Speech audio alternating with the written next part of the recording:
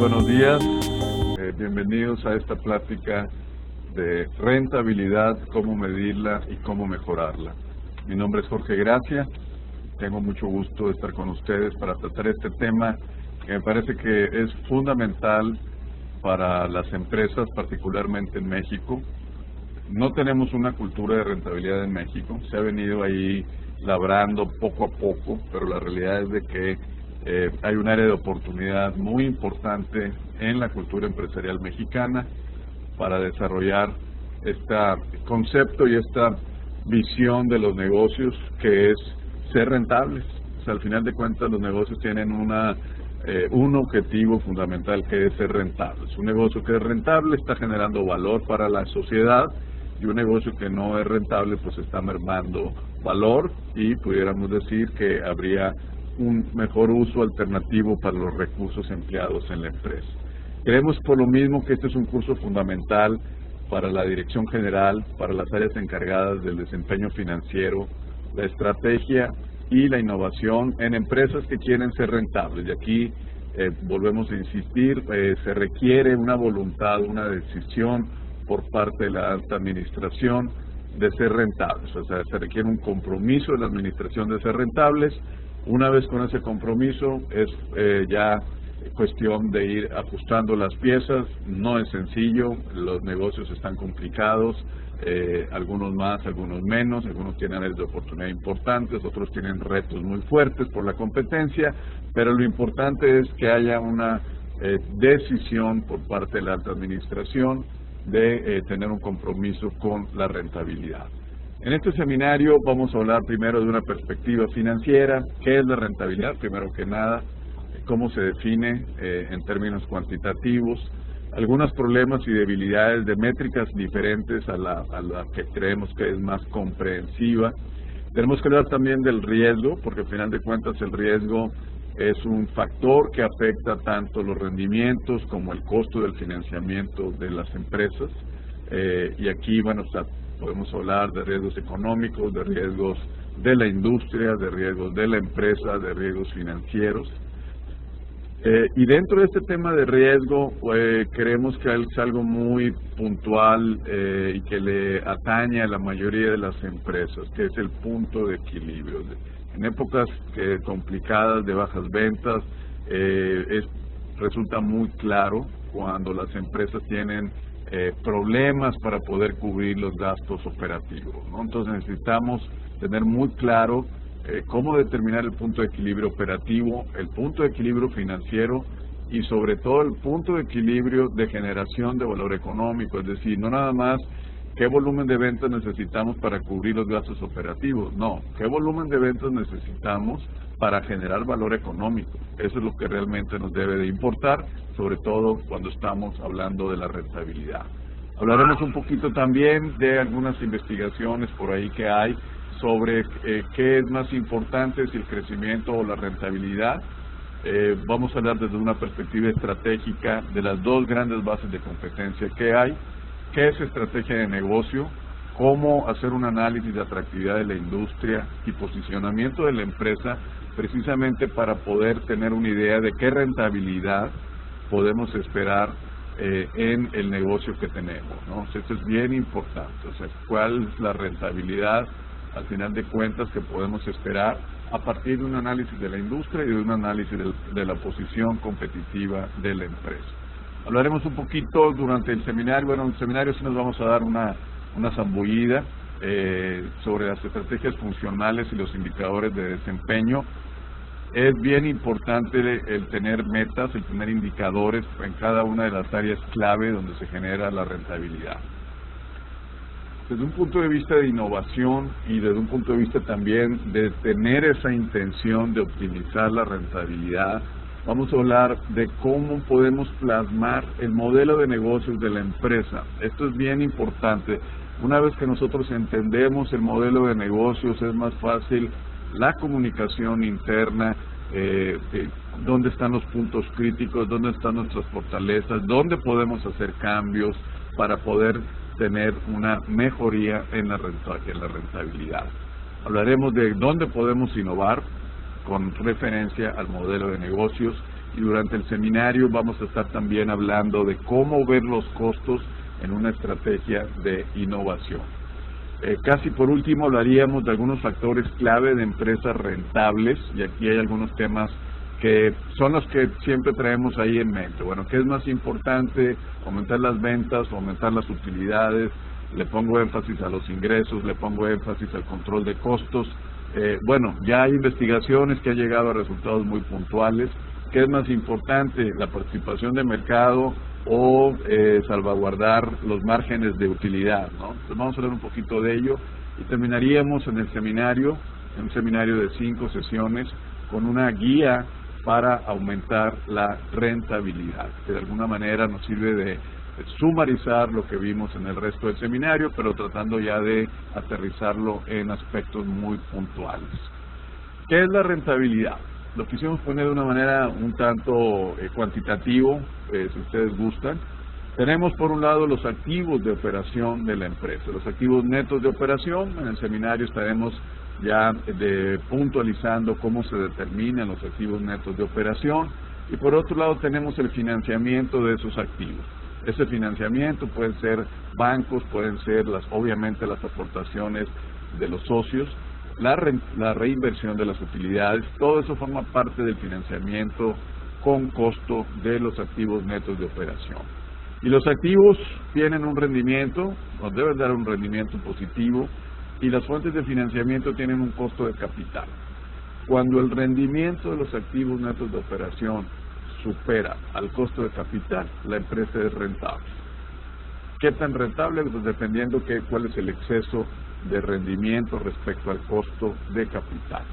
Y esto es fundamental. Y aquí tenemos un primer problema que normalmente pues no tenemos en la contabilidad la expresión explícita, valga poco la redundancia, del costo de las inversiones de los accionistas, del costo de las utilidades reinvertidas. Entonces ahí la contabilidad por sí misma no nos arroja una perspectiva de rentabilidad.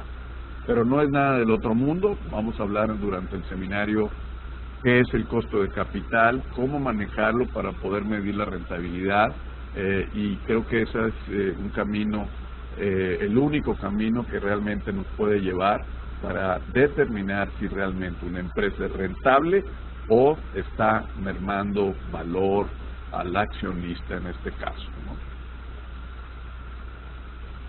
¿Por qué es importante tener claro, poner énfasis en la rentabilidad? Aquí quisiera comentar con ustedes una investigación hecha por Chris Suk y James Allen de Bain & Company. Fue en un periodo de 10 años, del 98 al 2008, una investigación de 1,854 empresas públicas en 7 países. Ellos encontraron que las compañías que crecieron en ingresos, pero no en utilidades, no crearon valor en el largo plazo. Es decir, esas empresas que vemos están crece y ganando participación de mercado, pero sin generar utilidades, pensando que bueno, las utilidades van a venir después, esas empresas en el largo plazo no generan valor, es decir, no son rentables. Por otro lado, compañías que sí crecieron en utilidades, pero no en ingresos, es decir, que se fueron por el lado de apretar costos, pero no están creciendo en ingresos. Al final del día es insostenible el modelo y eventualmente tendieron a apagarse estas compañías. Y por último, compañías que aumentaron ingresos, aumentaron utilidades, pero no pudieron superar su costo de capital, es decir, sí tenían utilidades, pero no suficientes como para superar el costo del financiamiento, incluyendo el de los accionistas. Al final del día perdieron su capacidad de conseguir inversionistas. Obviamente estamos hablando en esta investigación de empresas públicas. Estas empresas, cuando quisieron ir al mercado a buscar accionistas adicionales, inversionistas adicionales, el mercado muy sabio no le quiso meter dinero a estas empresas, ¿no? Entonces yo creo que aquí los mensajes son muy claros. No solamente se trata de crecer en ingresos, no solamente se trata de crecer en utilidades, sino que tienen que ser suficientes para superar el costo de capital. Y en este libro, hay un libro ahí que se llama Profit from the Core, del mismo Chris Su, es precisamente donde se presenta esta investigación. Ya hablamos, 1.854 empresas, de ellas 25% habían desaparecido en 10 años, ya sea porque se extinguieron o porque las compraron. Nada más un 24% logró un crecimiento superior al 5.5% de crecimiento anual en ventas, y nada más un 17%, además de crecer 5.5 anual en ventas, pudo crecer 5.5% en utilidades, y tan solo un 12% realmente fue rentable. Nada más un 12% obtuvo un rendimiento que realmente superó a su costo de capital. Estamos hablando de una minoría de empresas en 7 países, de 1.854 empresas, que realmente podríamos decir que fueron verdaderamente rentables. Entonces aquí son empresas públicas, empresas que cotizan en bolsas de valores, ¿no? O sea, no estamos hablando ahí de la miscelánea o del restaurantito, no, son empresas públicas. Esto nos da una idea de cómo aún en empresas muy organizadas aparentemente, el tema de la rentabilidad no terminan por dominarlo, no terminan por entender. Dentro de la rentabilidad tenemos que enfrentar una variable que muchas veces se olvida, ¿no? Que es el factor riesgo. Es una variable importantísima. El riesgo te afecta tanto el rendimiento esperado en la empresa como el costo de capital. O sea, un costo de capital, una empresa en un sector riesgoso, con una posición competitiva débil, en economías muy volátiles, pues tiene que estar ajustado ese costo de capital por la incertidumbre y por la volatilidad. Igual el rendimiento esperado, porque uno no invierte sobre las glorias pasadas, uno invierte en los negocios, los accionistas invierten en los negocios esperando rendimientos a futuro, ¿no? Entonces el riesgo también tiene que ver con la cantidad y la calidad de flujos esperados en el tiempo, porque cuando hablamos de calidad estamos hablando de qué tan concentrados están los ingresos en clientes, en algún segmento de mercado, qué volatilidad podemos esperar en los ciclos económicos, qué pasa en los flujos de operación cuando entramos a épocas de bajas ventas. Todo eso le pega al rendimiento, ¿no? Entonces es bien importante también incorporar en nuestros análisis de rentabilidad el factor riesgo. ¿De qué riesgo estamos hablando? De riesgos externos que no lo podemos dominar, riesgos económicos, de los ciclos económicos, políticos, pudiéramos hablar en el caso de México inclusive de riesgos de la inseguridad en algunas zonas del país, de evaluaciones, cambios legislativos, por ejemplo, pensemos ahorita en el tema de telecomunicaciones, con cambios importantes que vienen por ahí, que te mueven un poquito las reglas del juego. Regresémonos en el tiempo, acordémonos lo que implicó el Tratado de Libre Comercio, fue un parteaguas en la forma de competir para las empresas, ¿no? Riesgos de la industria, cuando están entrando nuevos competidores, cuando se está fragmentando una industria, eso le pega directísimo a los precios dentro de la industria, y no hay variable que le pegue más a la utilidad que el factor precio. Cuando hay productos sustitutos que están por ahí apareciendo y que le van mermando poco a poco, a veces de manera acelerada, las ventas a una industria. Riesgos de manejo de la empresa, riesgos de negocio por una posición competitiva que se va debilitando, por estar muy apalancados operativamente, de tal manera que no podemos resistir las bajas en las ventas, porque están muy concentrados las fuentes de los ingresos, por un cambio tecnológico, ¿no? Y luego los riesgos financieros, que puede ser excesivo apalancamiento financiero, el costo de la deuda, que de repente no tenemos disponibilidad de recursos. Todos estos riesgos estar pendientes de ellos y desarrollar algunos antídotos o formas para poder enfrentar estos riesgos. Hablábamos de la rentabilidad esperada, decíamos, ¿Qué fue en el pasado? Pues ya pasó. Hacia adelante, ¿qué podemos esperar? Y tenemos pues básicamente dos vectores por analizar. La atractividad de la industria en la que estamos. Y ahí, ¿cómo definimos la atractividad? Pues uno es el potencial de crecimiento que tiene la industria. Otros son si van a haber nuevos competidores, si están entrando nuevos competidores. Hay industrias que se han beneficiado por la concentración. Pensemos, por ejemplo, en industrias como el cemento en México, en donde Cemex fue comprando una serie de Atolteca, y luego a Hidalgo, y luego Guadalajara, etcétera. Se concentró la industria y los márgenes eran atractivos. Ahorita estamos en la fase de reversa. Ahorita está entrando Carlos Slim, está entrando Lafarge al mercado de la industria cementera, ¿no? Entonces ahí esos son impactos en los precios de venta de la industria. ¿Cómo está la rivalidad actual? ¿Estamos compitiendo contra empresas muy grandes o no? ¿Cómo vienen los productos sustitutos? ¿Cuál es el poder de los compradores también? Y luego tenemos la posición competitiva. ¿Cómo estamos nosotros en relación a los competidores exitosos, a los líderes en la industria? Tenemos una posición competitiva fuerte, media o débil. Y dependiendo en esta combinación de atractividad de la industria con posición competitiva, es lo que nos va a determinar la rentabilidad esperada. O sea, eso va a ser, si estamos en una industria con un fuerte potencial de crecimiento, donde no están entrando nuevos competidores porque ya los que están, donde no hay una amenaza de productos sustitutos y nuestra posición competitiva es alta, pues ahí estamos en caballo de hacienda. Hay que meterle recursos, hay que reinvertir utilidades.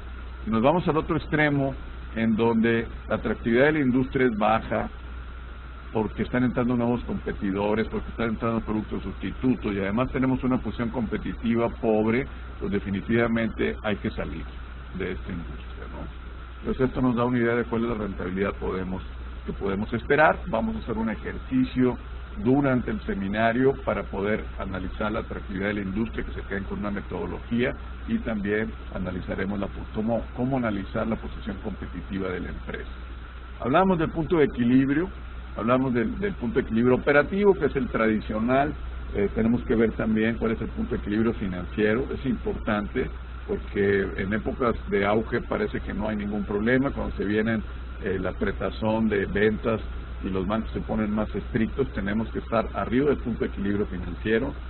Y finalmente el punto de equilibrio económico. ¿Cuál es el volumen de ventas que necesitamos para realmente estar excediendo el costo de financiamiento integral? Es decir, considerando también, integral no estoy hablando del CIF, estoy hablando del costo de financiamiento total, tanto de pasivo como de las fuentes de capital que tenemos en la empresa. Hablamos de rentabilidad y hay que hablar de estrategia de negocio. ¿Qué es estrategia de negocio? La estrategia de negocio es la respuesta que hacen las organizaciones con sus capacidades ante las oportunidades de mercado. Esa es la estrategia de negocio. O sea, cómo respondemos con nuestras capacidades a las oportunidades de mercado que estamos encontrando, ¿sí? Y unas van a responder con un producto líder, otras van a responder con mucho control de costos, otras van a responder con mucha innovación, otras van a responder con una estrategia de precios bajos, como es por ejemplo el caso de Viva Aerobús o de Big Cola. Esa es la estrategia. Oye, vieron un segmento de mercado sensible al precio y ¿qué dijeron? Oye, pues vamos a ajustar hacia atrás todo nuestro modelo de negocio para hacer un modelo de negocio de muy bajo costo, y vamos por ese segmento de mercado que es muy sensible al precio, ¿no? Entonces necesitamos analizar al mercado, necesitamos analizar nuestras fortalezas, y eso es lo que nos va a definir la estrategia de negocio. El esfuerzo estratégico es la articulación precisamente de esos dos grandes vectores, el mercado y las competencias o las capacidades de la empresa. Esas estrategias de competencia, pues por lo mismo, unas van a estar centradas en las competencias, en las capacidades, y otras van a estar centradas en el mercado. Aquí podemos identificar algunas empresas en donde su modelo de negocio nos está hablando que están más basadas en competencias y otras están más basadas en oportunidades de mercado. Por ejemplo, el caso de North Suiza. North Suiza empezó con aquellos cuadritos de North para de consomé de pollo. Ahorita ya tienen en el mercado también sopas North, o sea, ya le dio un brinco. ¿En qué está basado esta estrategia? Pues en su buena presencia en el mercado, en el posicionamiento de la marca. Y tenemos muchas empresas que a veces no nos damos cuenta, que pareciera que, oye, qué visionarios fueron en encontrar esta oportunidad en el mercado. La realidad es de que su base es las capacidades y los recursos que tienen. Piensen, por ejemplo, en Google. Google empezó como un buscador. Ahorita el Google Maps, yo no creo que las personas de Google dijeron, a ver, el mercado, ¿qué necesita? Pues necesita una cosa que por vía satélite. Ellos se dieron cuenta que tenían esos recursos y dijeron, oye, hay cabida en el mercado para esto que estamos encontrando, y lo desarrollaron. El caso de Apple igual, o sea, la fortaleza de Apple pues son todos los ingenieros ahí en sistemas y desarrolladores de sistemas que tienen. El caso de Amazon, obviamente había una oportunidad de mercado para hacerlo en línea, pero tuvieron que desarrollar toda la plataforma. Tenemos el caso, por ejemplo, de Sharapova, la tenista. Hay una marca de chicles que obviamente no engordan los chicles, se llama Sugarpova, son unos chicles ahí, aquí en México no se conocen. ¿Qué está haciendo? Pues explotando la imagen que tiene de mujer muy atractiva, muy esbelta. Banco Azteca, pues ya tenía ahí los clientes en el extra, ya nomás lo que tenía era poner el nombre de Banco Azteca, porque ya tenía a los clientes cautivos adentro. Entonces, toda estrategia, la realidad es de que tiene que haber o implica una articulación entre competencias y mercados. Pero es importante identificar dónde está nuestro centro de gravedad. Es decir, somos muy buenos porque tenemos unos recursos, unas competencias muy diferenciadas, donde tenemos ciertas capacidades únicas, o estamos más por el lado de que conocemos muy bien el mercado, estamos encontrando nuevas oportunidades. Por ejemplo, en Estados Unidos, esta cadena de supermercados que se llama Whole Foods, que son comida integral, comida natural, está muy de moda ya todo lo verde. Bueno, es la cadena de mayor expansión, la cadena de supermercados de mayor crecimiento en Estados Unidos. En el caso de Bimbo, por ejemplo, pues está viendo las oportunidades de mercado, empresas emproblemadas en Europa, está comprando por allá empresas en Europa. Vio también en Estados Unidos oportunidades por todo el mercado latino, etcétera, y ya se metió, ya compró negocios de Sara Lee, etcétera, ¿no? El caso de Cemex en su momento, bueno, que ahorita no le fue muy bien en algunas adquisiciones, pero vieron oportunidades de crecimiento fuera.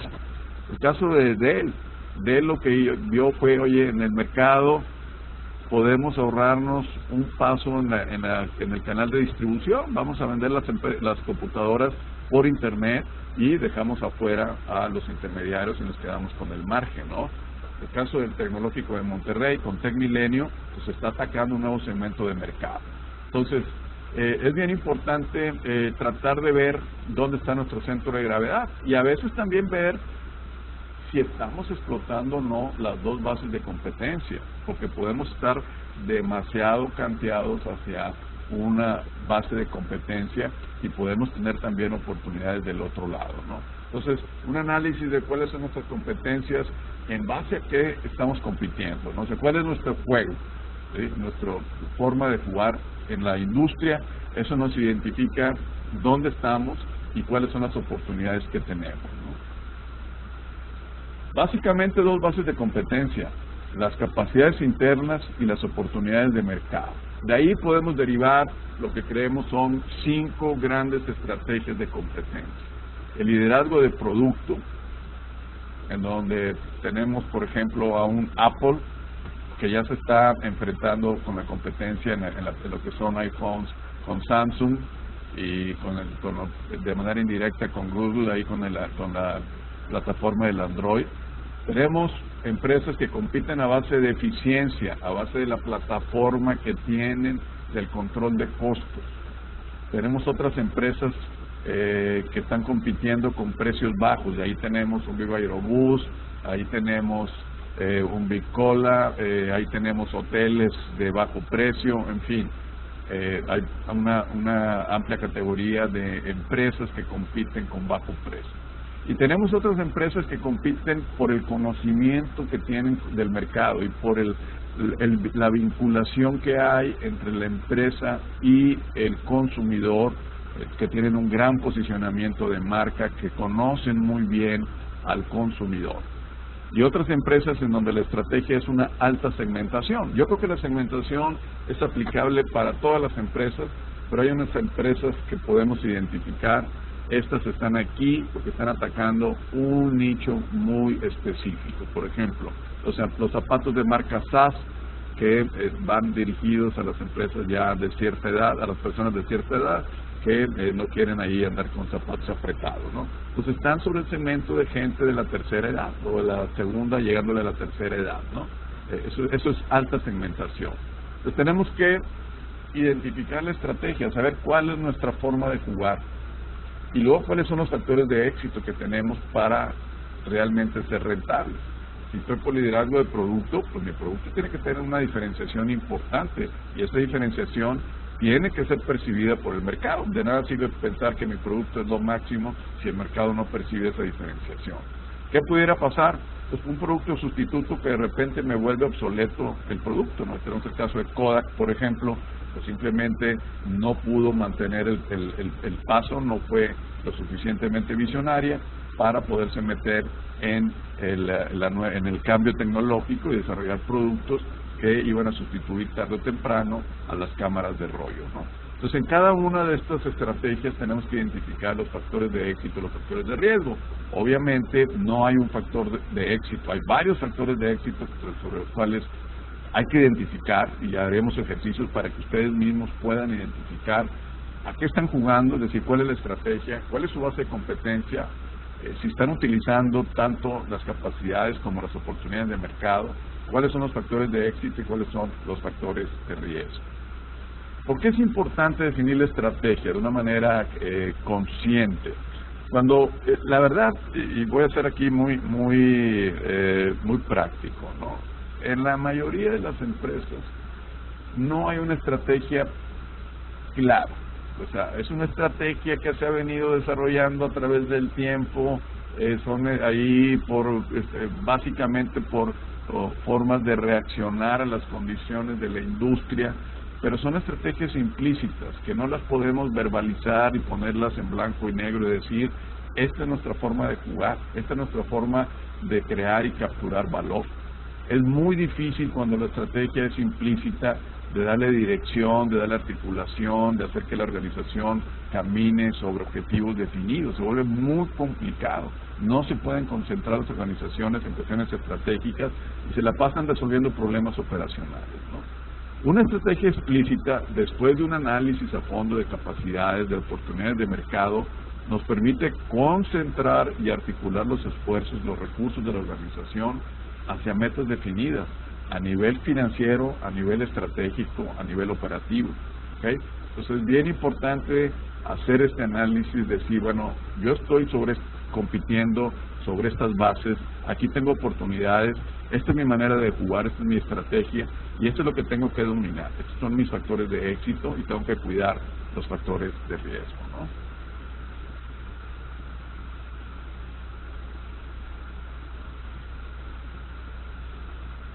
El modelo de negocio es una forma de plasmar, pudiera ser gráfica, pudiera ser con palabras, los diferentes bloques que conforman la forma de crear y entregar valor de la empresa. ¿Okay? Entonces, una forma de presentarlo, y esto es el resultado de una investigación de cientos de consultores que formó parte de una tesis doctoral de un estudiante de administración para el título de doctorado en Suiza. Ellos lo que hicieron fue conjuntar las opiniones de cientos de consultores a nivel mundial y encontraron que el modelo de negocio lo pudieran representar, y esto no quiere decir que no se pueda representar de otra manera, ¿no? Porque se puede representar con 9 bloques. Por un lado está el mercado, y nuestro segmento de mercado. Tenemos, por otro lado, nuestra propuesta de valor en otro bloque. cómo distribuimos o cómo hacemos llegar al mercado nuestra propuesta de valor y qué tipo de relación tenemos con los clientes, porque no es lo mismo el canal de distribución que la forma en que nos relacionamos con los clientes. ¿Okay? Y aquí en clientes, ¿qué segmentos específicos somos los que estamos atacando o sirviendo? Esto nos va a dar los ingresos, por aquí están los ingresos, ¿no? Vienen de los clientes. Y por otro lado tenemos toda la plataforma, ¿no? Desde los recursos que tenemos, las actividades que desarrollamos, los proveedores, las alianzas que podemos tener. Y todo esto nos conforma los costos. Y al final de cuentas, pues las utilidades vienen siendo los ingresos menos los costos. Cuando nosotros podemos plasmar nuestro modelo de negocios en un esquema similar, no digo que sea el único, en un esquema similar decimos, a ver, ¿cuáles son realmente nuestros segmentos de mercado? ¿Cuáles nuestros clientes principales? Hacemos un análisis de integración de las utilidades por segmento o por cliente. Nos da una luz increíble para mejorar la rentabilidad y para identificar los factores de riesgo. ¿Cuál es nuestra propuesta de valor? ¿Dónde está la diferencia entre que nos compren a nosotros o le compren a la competencia? ¿Por qué vienen con nosotros? ¿Por qué no van con la competencia? ¿O por qué van con la competencia y no vienen con nosotros? ¿Cuál es nuestra propuesta diferenciada de valor? ¿Cómo nos estamos relacionando con los clientes? ¿Estamos atendiéndolos de manera personal o es algo muy frío vía internet? Estamos asistiendo a ferias para poder exponer nuestra cartera de productos y servicios. ¿Cuáles son nuestros recursos clave? ¿Hay diferencia entre nuestros recursos y los recursos de la competencia? ¿Cuáles son las actividades en donde podemos decir estas actividades son las que más impactan en la generación de valor? ¿Qué tipo de relación tenemos con los proveedores, con los competidores, con los proveedores de tecnología, ¿no? ¿Qué tan rígida es la estructura de costos? Entonces, el modelo de negocio es una representación de la forma en que las empresas crean, entregan y capturan valor. Y nos permite una visualización y una comprensión por toda la organización de las variables clave que intervienen en la generación de valor. Vamos a agarrar ahorita como ejemplo el tema de mercado, así de manera muy breve. Hablábamos de 9 bloques que los podemos resumir en 4. Primero es el quién. ¿Quién es nuestro mercado? ¿Cuáles son los segmentos que realmente estamos atacando? Y aquí es bien importante porque la opinión que tienen las diferentes áreas en la empresa nos enriquecen muchísimo. Alguien te va a decir, no, pues el segmento de mercado son los que lo usan para tal fin. Y otro te va a decir, no es tanto el fin, son empresas que están en esta industria. Y otro te va a hablar de otro tipo de variable y entre toda la organización se va enriqueciendo la definición del segmento de mercado. Entonces, primero es el quién y cómo le estamos llegando a ese quién. Después es cuál es nuestra propuesta de valor, qué es lo que realmente estamos ofreciéndole a ese mercado y cómo estamos desarrollando ese qué, esa propuesta de valor, cómo lo estamos haciendo, con qué actividades clave, qué recursos diferenciados, cómo están participando nuestros proveedores, nuestros competidores o nuestros socios clave, ¿no? Y ahí empezamos a encontrar cómo poderlos involucrar para tener mejores situaciones de ganar-ganar. Y por último, el cuánto.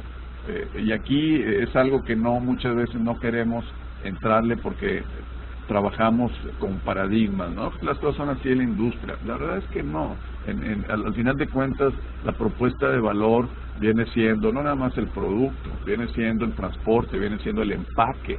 Acabamos de estar con una empresa donde nos dice, pues nosotros traíamos un empaque de lujo porque hacía años un cliente nos había pedido que cambiáramos el empaque y resultó que el empaque representaba algo así como el 15% del margen, ¿no? Entonces de repente dijeron, oye, bueno, ¿y por qué tenemos este empaque? No, pues porque un cliente nos lo pidió hace 15 años. Y hablaron con el cliente y dijeron, oye, ¿algún problema si le cambiamos el empaque? No, dijo, para nada. Cambiaron el empaque y aumentaron las utilidades. Es una cosa tan tonta aparentemente, pero ahí está. Eso es parte del cuánto, ¿no? O sea, ¿cuál es esa relación entre lo que le estoy ofreciendo de valor al cliente y lo que estoy realmente cobrando por esa propuesta de valor. Y parte de la propuesta de valor es el financiamiento también, y es el just in time, y es el servicio, etcétera. Entonces podemos jugar con una serie de variables que van más allá de la expresión física del producto o del servicio. Tomemos, decíamos, el mercado. O sea, ¿cuáles son nuestros segmentos de mercado? Realmente, ¿en dónde estamos? ¿No? Y es bien importante definir esto, porque a veces pensamos que estamos en toda la industria y la verdad es que estamos con algún segmento de mercado, y ese segmento de mercado puede llamarse 2, 3 empresas a las cuales le estamos vendiendo el 80% de nuestra producción, ¿no? ¿Cuáles son los más rentables? Conocemos bien sus necesidades a futuro, cuáles son sus planes. Hay nuevos segmentos o clientes que deberíamos atender, que no lo estamos haciendo, a lo mejor porque estamos demasiado involucrados con los clientes actuales. Y la gran pregunta, hay segmentos o clientes a los cuales ya no deberíamos de venderles, o tendríamos que replantear la relación, ya sea moviendo la propuesta de valor con una propuesta de menor costo o renegociando precios. Pero lo más común es encontrar empresas que tienen un porcentaje de los productos, o sea, de las ventas, un porcentaje de los clientes que les merman utilidades. Eso es casi una regla, sobre todo en industrias con muchos productos. Lo más probable es que hay productos en los cuales la empresa está perdiendo dinero. Hay un 80% de productos que les generan el 120% de las utilidades y hay un 20% de productos que les restan el 20% de las utilidades. Eso es casi una regla. Y es bien difícil aceptarlo, reconocerlo, y bien difícil tomar decisiones al respecto. ¿Por qué? Pues porque es el cliente con el que hemos trabajado desde hace no sé qué tanto tiempo, y la verdad es que es muy complicado, y la empresa se va a ver más chica, obviamente, pero hay que trabajar en ello. Hay que, antes de cortar las ventas o cortar el cliente, hay que tratar de renegociar desde el punto de vista interno primero cómo podemos replantear la propuesta de valor, hablar con el cliente, renegociar términos, y a lo mejor podemos encontrar cosas que son de mutuo beneficio y no hay ese achicamiento, pero sí hay un crecimiento en las utilidades. ¿Qué podemos innovar a partir del modelo de negocio? Pues podemos innovar la propuesta de valor, el producto, el servicio, y hemos encontrado industrias enteras que han innovado y han cambiado la cara de la industria. Por ejemplo, los hoteles business class. Estoy hablando de un Hampton Inn o de un Fiesta Inn. Oye, tú llegas ahí, pues no tienes el gran servicio ahí de comedor. En algunos llegas, el Holiday Inn Express, llegas y te dan un desayuno ahí que es nomás o es huevo porque no hay nada más, y ya, y se acabó. Al mediodía no hay nada y en la noche tampoco, ¿no? ¿Por qué? Porque van dirigidos al mercado de negocios que le interesa llegar a un cuarto limpio, desayunar en la mañana rápido y ahí nos vemos, ¿no? Y en la noche llego a dormir nada más. Lo que quiero es un cuarto limpio y un check-in, check-out rápido, ¿no? Y eso es todo un cambio en la propuesta de valor. Ya no necesitas el gran comedor o el gran bar ahí, etcétera. Lo que quieres es limpieza y procesos expeditos de entrada y de salida, ¿no? Puedes cambiarle el tema de la garantía. Pensemos en Dell, por ejemplo. ¿Qué hizo Dell? Pues doy 3 años de garantía, y cambió la industria y te la cobraba, ¿sí? Pero funcionaba. Yo he tenido computadoras Dell, se me echaron a perder, tienen algún problema, hablo, vienen prácticamente el mismo día y me arreglan el problema o me dan una nueva computadora, y cambió radicalmente la cara de la industria, ¿no? La propuesta de valor es el empaque, es el financiamiento, es la experiencia de compra, es el tiempo de entrega. O sea, la propuesta de valor en su concepto más amplio, ¿no? Podemos innovar en los mercados que no estamos atacando, segmentos de mercado que no estamos atacando, canales de distribución. Lo podemos encontrarle también en canales de distribución alternos a los actuales, y eso nos puede cambiar también radicalmente. Las formas de contacto, cómo nos estamos relacionando con los clientes, abrir un portal por internet que realmente funcione, nos puede también ayudar. En la parte de procesos, para disminuir los costos, en las alianzas con los proveedores, en buscar otro tipo de asociaciones con nuestros proveedores, pudiera ser hasta con competencias, aunque en México no tenemos mucho esa cultura, pero sí con los proveedores, sí con los socios tecnólogos, o con distribuidores en algunos lados, ¿no? La relación costo-precio, ahí hay mucho por hacer, y Si el cambio es radical, pues en el modelo de negocio, ¿no? Un cambio que sea radical en la forma de operar, y es para esto necesitamos identificar cuál es la necesidad que realmente le estoy solucionando al mercado, al cliente, y a partir de ahí pensar en nuevas formas de solucionarle esa necesidad. Casi ya por último hablaríamos de factores de éxito, y aquí la gran duda que todos tenemos en los negocios, ¿no? Bueno, ¿qué hago? ¿Controlo costos aunque me aprieten los ingresos o le pongo énfasis en los ingresos? Obviamente se requiere control de costos, ya no, nadie puede competir sin un control estricto de costos, pero el énfasis ¿dónde está para ver la perspectiva de rentabilidad de mediano a largo plazo? Hay investigaciones al respecto y vamos a hablar de ello porque creo que es fundamental. Y el otro gran tema que en México a veces se nos va es el tema de la relación entre precio y volumen. ¿A qué le doy importancia? ¿A mantenerme en el mercado, mantener una participación o ganar participación, o al margen o al precio, como lo queramos expresar, ¿no? También aquí ya hay investigaciones que nos ubican un poquito en dónde están los factores de éxito. Es un curso que nos parece fundamental, ya lo comentamos, está diseñado para las áreas dirigentes de las empresas y aquellas que participan también en la medición del desempeño financiero, en la definición de la estrategia y en la parte de la innovación en empresas que quieren ser rentables. Este es el punto de partida, que haya una verdadera intención en la empresa, en la administración, de realmente ser rentables. Les agradecemos su asistencia. Va a ser un curso de 5 sesiones, un curso taller. Vamos a estar trabajando, todos nos enriquecemos con las opiniones de los participantes. Aquí vía chat van a tener la oportunidad de estar enviando sus comentarios, sus dudas, y se los recomendamos ampliamente. Esperamos poderlos estar en contacto con ustedes durante el seminario. Si alguien no tiene la información, por favor solicítela para mandárselas completa. Y bueno, por lo pronto quisiera terminar nada más preguntándoles si tienen algún comentario o alguna duda. Con todo gusto aquí por el chat la recibimos y podemos platicar acerca de ello.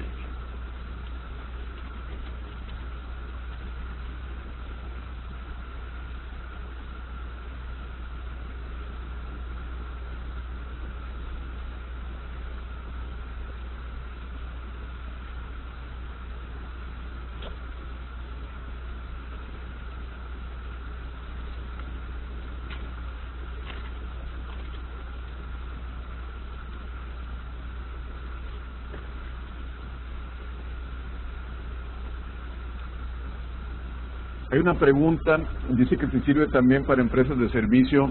Definitivamente que sirve para empresas de servicio. Nosotros somos una empresa de servicio en Intercapa y créeme que esto del modelo de negocio, cuando lo vimos, no quiero exagerar, pero a la hora de haberlo visto, ya estábamos haciendo cambios importantes aquí en la empresa, ¿no?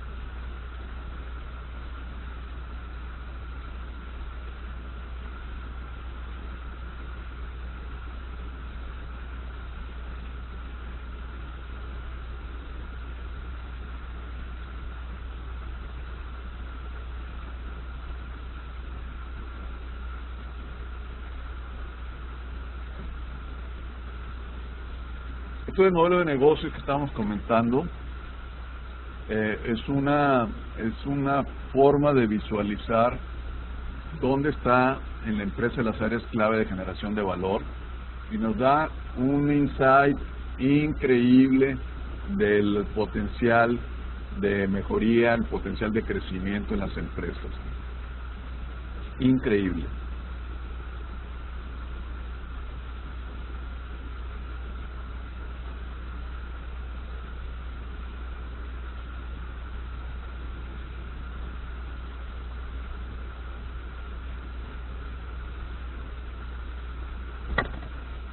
Sí, también hay una pregunta aquí que para una empresa metalmecánica, definitivamente, o sea, realmente esto es para toda organización que tenga un fin de rentabilidad, ¿no? Si me dicen, somos la Cruz Roja, no, pues ahí no.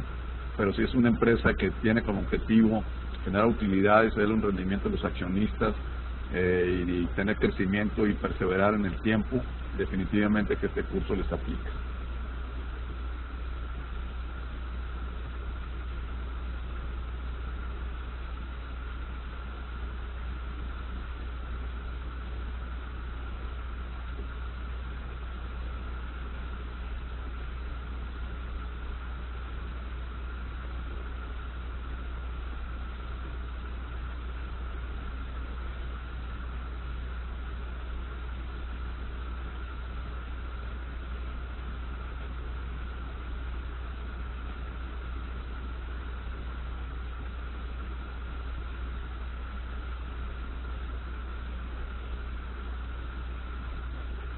No sé si alguien más tiene alguna duda, algún comentario.